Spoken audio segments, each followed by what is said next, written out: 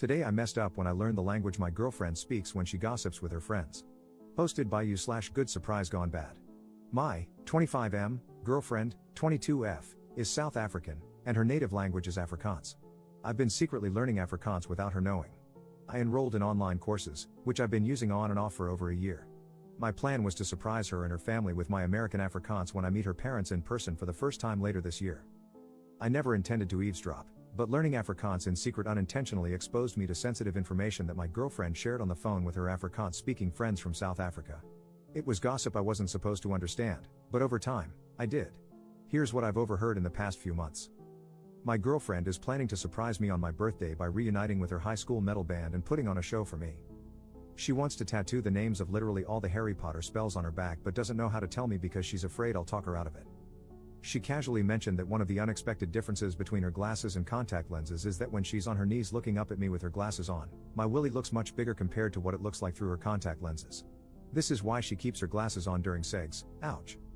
She's convinced that my parents are swingers because, apparently, there are always attractive couples hanging out at my mom and dad's house whenever we visit. She secretly finished the entire series of Better Call Saul without me, even though we agreed to finish it together, so now she's pretending she has no idea how the show ends.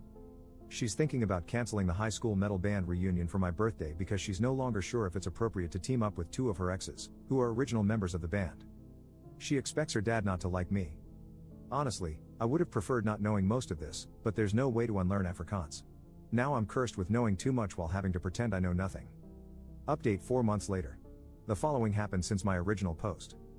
1. I asked my girlfriend to marry me in Afrikaans, and she said, ja. 2. I delivered my "I want to spend the rest of my life with you" speech in Afrikaans, which surprised and impressed my girlfriend, now my fiancée. 3. As soon as my girlfriend became my fiancée, I casually mentioned that I had secretly been learning her native language and had unintentionally been eavesdropping on several phone conversations she had with her Afrikaans-speaking friends about things I wasn't supposed to understand. 4. My fiancée was embarrassed when she realized how much Afrikaans I was able to understand and apologized if she had made me feel uncomfortable. 5. I accepted her apology, even though it was unnecessary, well, except for finishing Better Call Saul behind my back. That was playing with fire in our relationship, almost unforgivable. 6. My fiancée got one of the Harry Potter spells on her back, Erecto Patronum. I'm kidding, I stole that from another story. My fiancée is still considering getting her back tattooed. I told her it was her choice, but I advised her to avoid covering her entire back with Harry Potter spells like she's some kind of Death Eater Michael Scofield. 7. My fiancée might be right about her dad not liking me because his expression of disappointment and dread when he heard the news of our engagement was priceless. That said, I'll win him over, though, even if it kills him. Jokes. 8. My fiancée fully believes my parents are swingers based on the different couples she's occasionally observed coming and going whenever we visited my mom and dad. She wants us to investigate because, for some reason, it's fun for her to imagine me being the son of parents whose sex life is far kinkier than mine. I'm not interested in opening that door because I don't want to know what goes on in my mom and dad's bedroom. However, something tells me my fiancée will not rest until she has all the answers. 9. I made it clear to my fiancée that I had no problem with her reuniting with her high school band to perform at my birthday, unless it was uncomfortable for her that her exes were part of the band. My fiancée ultimately decided to cancel the band because of behind-the-scenes drama. The drummer, who was one of the exes, had apparently gained a lot of weight after high school and lost all confidence to perform in the band. The lead guitarist, the other ex, was only willing to participate if my fiancé agreed to play covers of gospel songs since he was now saved and no longer interested in playing the devil's music. The bass guitarist wanted money. 10. My fiancé still wears her glasses during segs. Second update 17 months later. Last time I was here, I shared an update related to my original post, but I deleted that update because I was excited to tell the internet, aka all of you, that my girlfriend and I got engaged. However, since then, not only have we gotten unengaged, but we've actually broken up. In my original post, my ex-girlfriend, who was still my girlfriend back then, had a wild theory that my mom and dad were swingers just because they always had people at their house. I never believed it, but I thought it was hilarious that someone thought my parents were that interesting.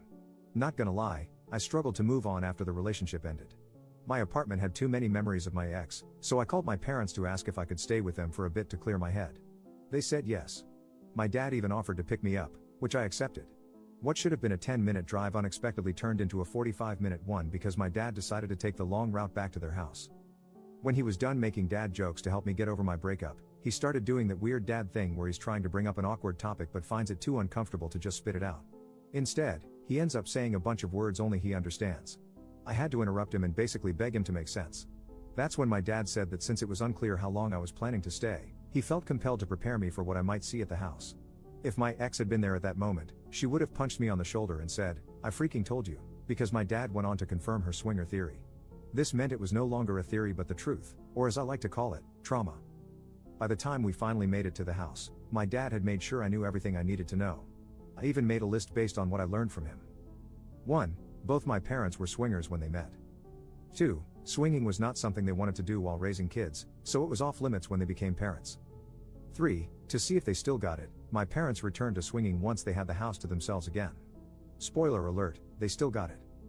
4. Hosting swinger parties became something they did frequently, usually with themes. 5. My parents were planning to host another swinger party soon, but my mom was considering canceling it so I could stay for as long as I wanted. 6. If they canceled, it would be the first swinger party they called off since COVID. 7. The theme for the upcoming party was prom night. I never expected my dad to go so hard in the too much information category, but once he crossed that line, he let it all out. I stayed with my parents for a total of 2 days before it became abundantly clear that while knowledge might be power for some people, for me, knowledge was punishment. My mom, who had no idea I low-key knew she was swinger mom, tried to convince me to stay longer, and she almost succeeded, but I was done with my dad using our father-son bonding time to play guess which one of our neighbors are also swingers. I used an Uber to get back to my apartment.